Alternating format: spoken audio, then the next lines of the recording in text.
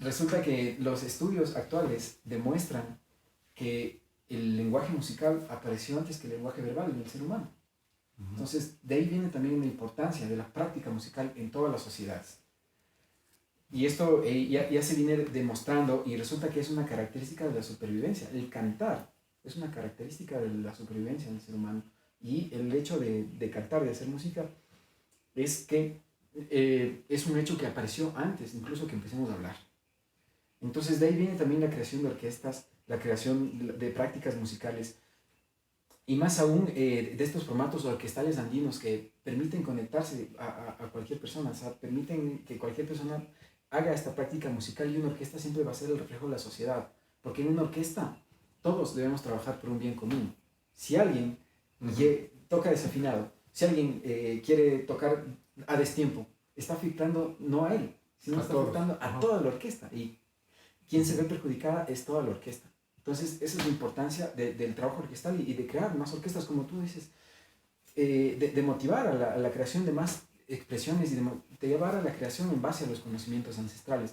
Y justamente conversando ya con mi maestro Andrés Alejandro Ayala, ¿no? Del Centro Quinatoa, en una de las visitas, él me mostró un vestigio de una palla de piedra, un instrumento de piedra, una antara de piedra o una zampoña de piedra, como se le llama. Como este instrumento que estamos indicando, que es una palla normal, hecha en bambú, pero hace cientos de años se construían en piedra. Entonces él me indicó el instrumento y yo inmediatamente me sentí conectado. O sea, es algo que yo no sabía, nadie sabe esto. Muy pocas personas saben de esto, que aquí en los Andes, antes de la colonización, antes de la invasión, se hacían instrumentos en piedra, ¿no? Es un material extremadamente difícil de manipular, ¿no? Para hacer un instrumento musical. Pero la tecnología de ese tiempo ya pudo lograrlo. Y dentro del territorio ecuatoriano se ha encontrado únicamente un vestigio que pertenece a la cultura negativa del Carchi, que es una cultura que desapareció justamente con la llegada de la invasión española. Se cree que el pueblo o esta cultura se dispersó en búsqueda de escapar justamente de todo de todos los sacrificios que se hacían, de la esclavitud, de todo lo que venía con la llegada de la invasión. Y esta cultura desapareció. Después, justamente en el anterior siglo, en unas excavaciones dentro de uno de los principales templos ceremoniales de la cultura negativa del Carchi, se encuentra una única palla de piedra. Y esta palla de piedra reposa en el Museo Nacional del Ecuador, y en el Centro Quinatoa, mi maestro Andrés Alejandro Ayala pudo replicar esta tecnología, pudo hacer instrumentos con esta tecnología para traer al siglo XXI estos sonidos olvidados.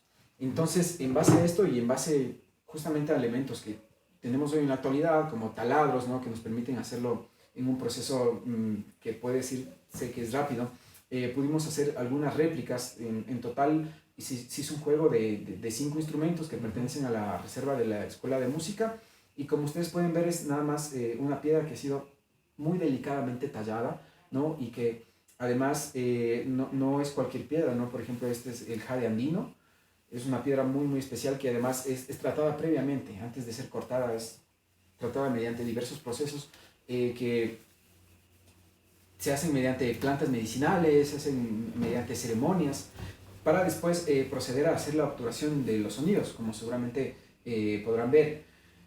Nosotros creemos, aunque no se sabe, no existe ningún registro, que debió haber tomado muchísimo tiempo crear este instrumento, ¿no? Con la tecnología que se tenía hace 500 años, ¿no? Donde no existían taladros. Actualmente se puede ocupar un taladro y fue así como fueron elaborados estos instrumentos. Pero aún no hemos podido dilucidar ni sabemos cómo se hacía antes el instrumento. Se habla mucho de plantas de poder, se habla mucho de otros estados de conciencia para poder elaborar estos instrumentos.